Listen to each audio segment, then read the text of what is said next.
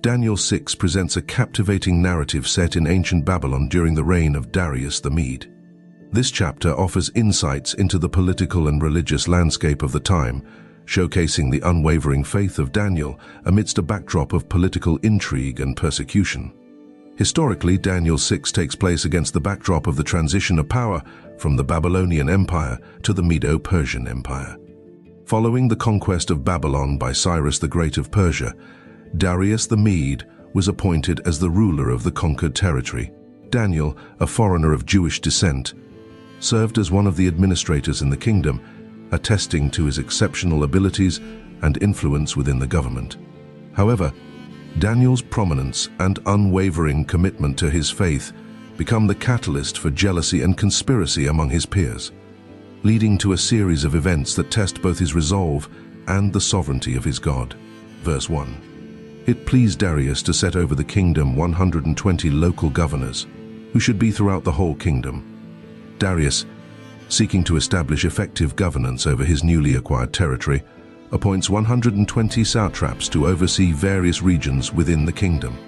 This administrative structure reflects Darius's efforts to consolidate power and maintain control over the vast empire. Verse 2.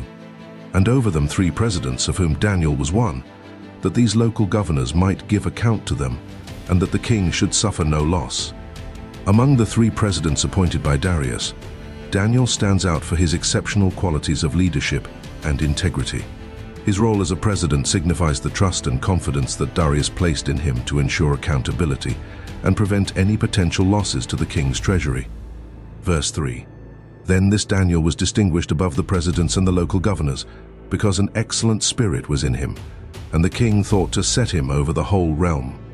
Daniel's exemplary character and competence set him apart from his peers, earning him favor and recognition from both Darius and his fellow administrators. Darius contemplates elevating Daniel to a position of even greater authority, reflecting Daniel's rising prominence within the kingdom. Verse 4. Then the presidents and the local governors sought to find occasion against Daniel as touching the kingdom, but they could find no occasion or fault, because he was faithful. There wasn't any error or fault found in him. Despite Daniel's integrity and loyalty to the king, his rivals conspire to undermine his reputation and influence in a bid to secure their own positions of power. However, their attempts to discredit Daniel prove futile, as his impeccable character and devotion to duty leave no room for accusation or fault. Verse 5. Then these men said, "We won't find any occasion against this Daniel, unless we find it against him concerning the law of his God." Recognizing Daniel's unwavering commitment to his faith, his adversaries devise a cunning plan to exploit his religious convictions as a means to bring about his downfall. They conspire to enact a decree forbidding prayer to any god or man except for Darius himself for a period of 30 days, knowing that Daniel would refuse to comply. Verse 6 to 7. Then these presidents and local governors assembled together to the king and said this to him, "King Darius, live forever. All the presidents of the kingdom, the deputies, and the local governors, the counselors and the governors, have consulted together to establish a royal statute and to make a strong decree that whoever asks a petition of any god or man for 30 days, except of you, O king, he shall be cast into the den of lions." Daniel's adversaries present their proposal to Darius under the guise of loyalty and respect, appealing to his ego and vanity in order to secure his approval for their scheme. Their flattery and manipulation serve to deceive Darius and further their own agenda against Daniel. The decree proposed by Daniel's adversaries is presented to Darius as a unanimous decision endorsed by all the officials of the kingdom, further legitimizing its authority and significance. Darius, swayed by their deceitful rhetoric and flattery, unwittingly sanctions the decree, unaware of its true intent and implications. Verse 8. Now, O king, establish the decree and sign the writing, that it not be changed according to the law of the Medes and Persians, which doesn't alter. The cunning schemers urge Darius to enact the decree into law and to ensure its irrevocability by affixing his seal, exploiting the immutable nature of Medo-Persian law to ensure Daniel's compliance and eliminate any possibility of intervention or reversal. Verse 9. Therefore King Darius signed the writing and the decree. Driven by pride and vanity, Darius succumbs to the manipulation and flattery of his advisors, heedlessly signing the decree into law without fully comprehending its implications, or considering the consequences for Daniel and others who might defy it. Verse 10. When Daniel knew that the writing was signed, he went into his house. Now his windows were open in his room toward Jerusalem, and he kneeled on his knees 3 times a day, and prayed, and gave thanks before his God, as he did before. Despite the imminent danger posed by the decree, Daniel remained steadfast in his devotion to God, refusing to compromise his principles or abandon his customary practice of prayer. His unwavering faith and trust in God compel him to openly defy the decree, regardless of the personal risks and consequences he may face. Verse 11. Then these men assembled together and found Daniel making petition and supplication before his God. Daniel's adversaries, vigilant in their pursuit of his downfall, seized the opportunity to observe and report his defiance of the decree, confirming their suspicions and providing evidence of his alleged transgression. Verse 12. Then they came near and spoke before the king concerning the king's decree. Haven't you signed a decree that every man who makes a petition to any god or man within 30 days, except to you, O king, shall be cast into the den of lions? The king answered, This thing is true, according to the law of the Medes and Persians, which doesn't alter. Daniel's adversaries waste no time in accusing him before Darius, reminding the king of the decree he had sanctioned and the penalty it imposed for non-compliance. Darius, bound by the immutable law of the Medes and Persians, reluctantly acknowledges the validity of the decree and the consequences it entails. Verse 13. Then they answered and said before the king, That Daniel, who is of the children of the captivity of Judah, doesn't respect you, O king, nor the decree that you have signed, but makes his petition 3 times a day. Daniel's adversaries emphasize his identity as a foreigner and his perceived defiance of Darius's authority and decree, seeking to provoke the king's indignation and ensure Daniel's condemnation and punishment. Verse 14. Then the king, when he heard these words, was very displeased, and set his heart on Daniel to deliver him, and he labored until the going down of the sun to rescue him. Darius, deeply troubled by the revelation of Daniel's defiance and the consequences it entails, is determined to find a way to spare him from the fate decreed by the law. Despite his efforts, Darius's authority is constrained by the binding nature of Medo-Persian law, leaving him powerless to intervene directly in Daniel's behalf. Verse 15. Then these men assembled together to the king and said to the king, Know, O king, that it is a law of the Medes and Persians, that no decree nor statute which the king establishes may be changed. Daniel's adversaries exploit the immutable nature of Medo-Persian law to reinforce the inevitability of Daniel's punishment and dissuade Darius from attempting to reverse or mitigate the decree's effects. Verse 16. Then the king commanded, and they brought Daniel and cast him into the den of lions.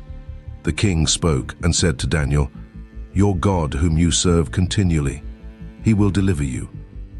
Despite his reluctance and sorrow, Darius reluctantly orders Daniel's execution in accordance with the decree, expressing his hope and faith in Daniel's God to deliver him from harm.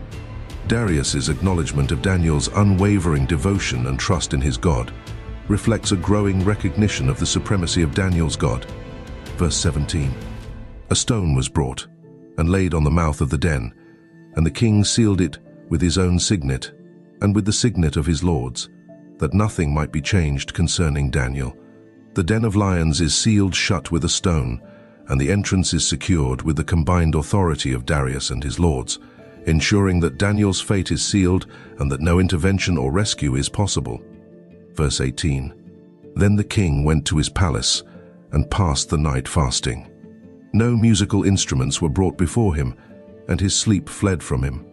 Darius, consumed by guilt and anguish over Daniel's predicament, spends a sleepless night in fasting and mourning, grappling with the consequences of his actions and the fate of his trusted advisor and friend. Verse 19.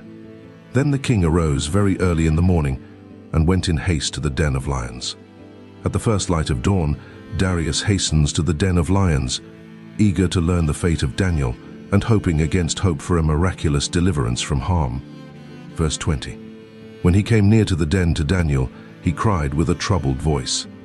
The king spoke and said to Daniel, Daniel, servant of the living God, is your God, whom you serve continually, able to deliver you from the lions?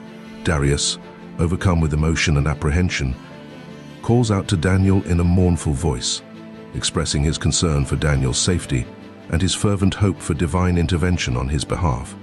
Verse 21 to 22. Then Daniel said to the king, O king, live forever. My God has sent his angel and has shut the lions' mouths, and they have not hurt me, because innocence was found in me before him, and also before you, O king, I have done no harm. Daniel's calm and composed response to Darius's inquiry serves as a testimony to his unwavering faith and trust in God, even in the face of imminent danger and uncertainty. Daniel attributes his miraculous deliverance from the lions to the intervention of God, who sent his angel to protect him from harm. Daniel emphasizes his innocence and integrity before both God and the king, reaffirming his commitment to righteousness and obedience to God's commandments. Then the king was exceedingly glad and commanded that they should take Daniel up out of the den. So Daniel was taken up out of the den, and no kind of harm was found on him because he had trusted in his God.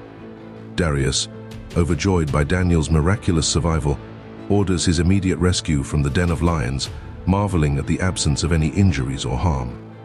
Daniel's steadfast trust and faith in God are vindicated by his miraculous deliverance, serving as a testament to the power and faithfulness of God. Verse 24.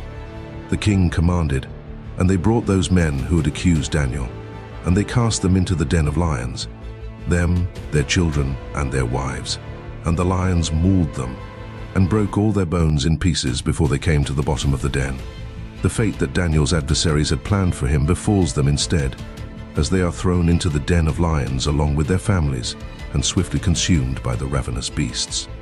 The justice of God is swift and severe, punishing the wicked and vindicating the righteous. Verse 25 to 27. Then King Darius wrote to all the peoples, nations, and languages who dwell in all the earth, Peace be multiplied to you. I make a decree that in all the dominion of my kingdom, men tremble and fear before the God of Daniel. For he is the living God, and steadfast forever. His kingdom is that which will not be destroyed. His dominion will be even to the end. He delivers and rescues. He works signs and wonders in heaven and in earth, who has delivered Daniel from the power of the lions. Darius, profoundly impacted by the events that have transpired, issues a decree throughout his vast empire, expressing his desire for peace and prosperity to all his subjects. Darius proclaims the greatness and sovereignty of Daniel's God, commanding all the inhabitants of his kingdom to honor and reverence him for his eternal power and authority. Darius's decree acknowledges the supremacy of God and affirms his dominion over all creation, echoing Daniel's own confession of faith in the living God. Darius extols the miraculous deliverance of Daniel from the den of lions as evidence of God's power and intervention on behalf of his faithful servants. The events surrounding Daniel's ordeal serve as a testimony to God's faithfulness and his ability to deliver his people from harm. Verse 28. So this Daniel prospered in the reign of Darius and in the reign of Cyrus the Persian.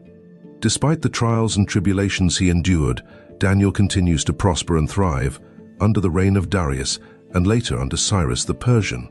His unwavering faith and trust in God are rewarded with divine favor and blessings, enabling him to fulfill his purpose and serve as a testament to God's faithfulness and provision.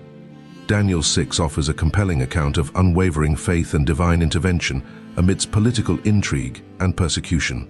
The steadfast commitment of Daniel to his beliefs and the miraculous deliverance he experiences serve as powerful reminders of God's sovereignty and faithfulness.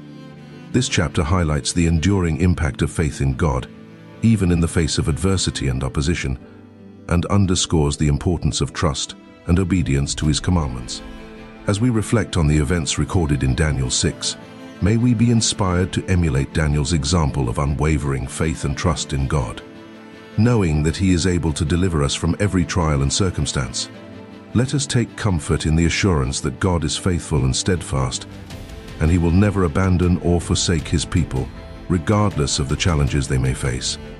If you found this video insightful and thought-provoking, we encourage you to like and share this video with others who may benefit from it. By subscribing to our channel, you'll stay updated with future content and help us reach a wider audience with messages of faith and reflection. We challenge you to leave a comment below, sharing your thoughts on Daniel 5 and how its lessons resonate with you. Your engagement not only enriches our online community, but also fosters meaningful dialogue and reflection on the timeless truths found in Scripture. Thank you for sharing and contributing to our journey together. God bless.